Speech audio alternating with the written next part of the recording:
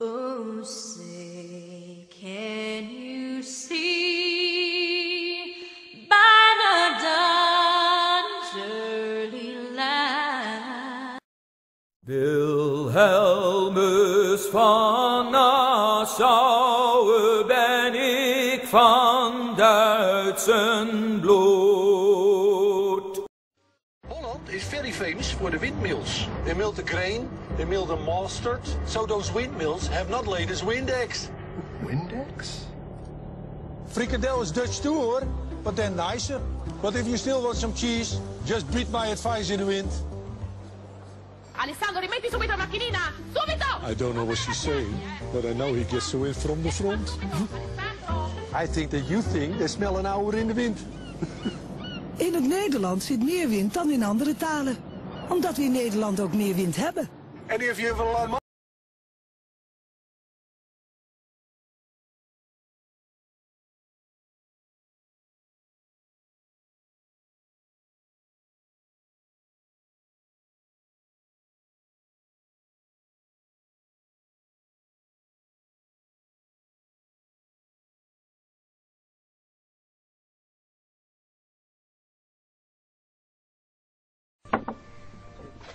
Mr. Delaney, can you work for me tomorrow?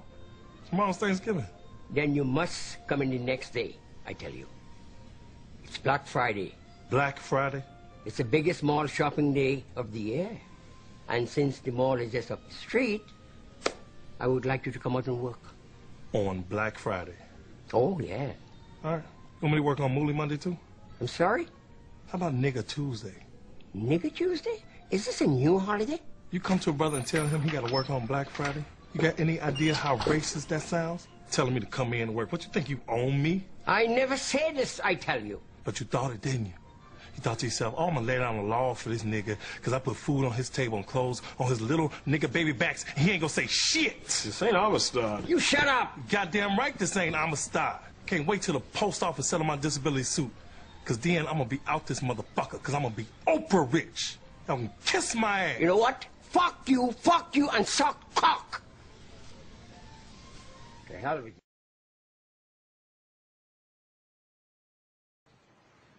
For example, when an American used to ask me, how are you doing? I used to give like these long answers of what I was doing today and my plans for tomorrow because they were asking how was I doing.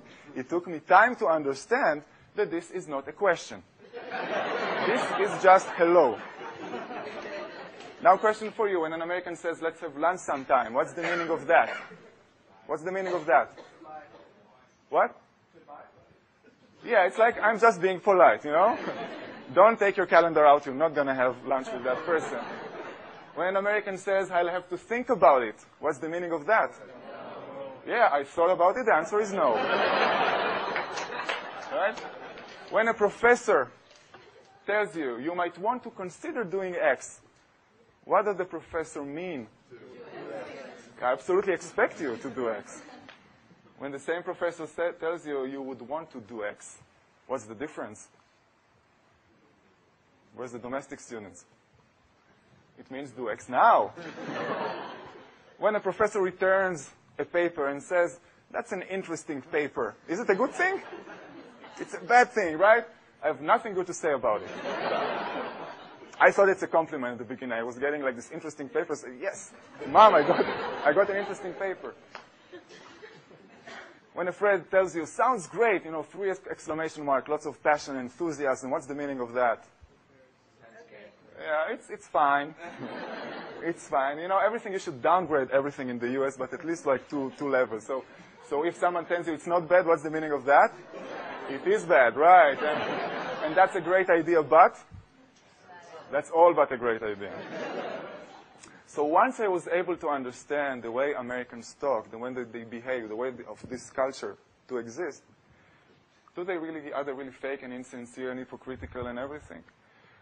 Eventually I realized that everything is just cultural. It was the way that my culture, which is very direct, perceived the American culture, which is less direct. Now, in your culture, the word fake can be different, because we all come from different countries and different words. But just remember, it is just the way you will perceive the American culture. We asked the international students how long.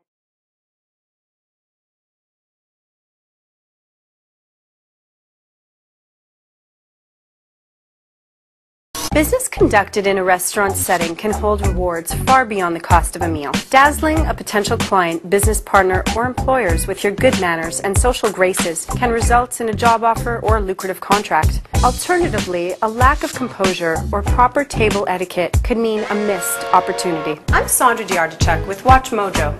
I'm going to share with you today some tips on planning and executing the perfect business lunch. Confirm the spot. Make sure you know the correct address because you don't want to be late. Be on time. People typically have a limited amount of time for lunch, so tardiness can be extra offensive. Turn your cell phone off before entering the restaurant. After your greetings and you're seated, make sure you order with care. Ignore your craving for the barbecue ribs or any other potentially messy dish and follow the lead of your host when it comes to appetizers, desserts, and other extras. Make sure not to order an alcoholic beverage even if your host does. You might think it will help you relax, but nobody's going to trust you with their business if you get smashed over lunchtime. Don't dive into your food. Make sure you wait until everyone is served. Don't eat too fast or too slow. Try to stay in step with your host. Using good table manners is not only polite, but it also makes good business sense. Posture is important, and so is body language. Who picks up the tab? If you did the inviting, you are responsible for the check. If a joint meeting, it's appropriate to split the tab. The conclusion of a business meal is as important as its beginning. A verbal thank you is very appropriate in the end, even if it didn't go as planned.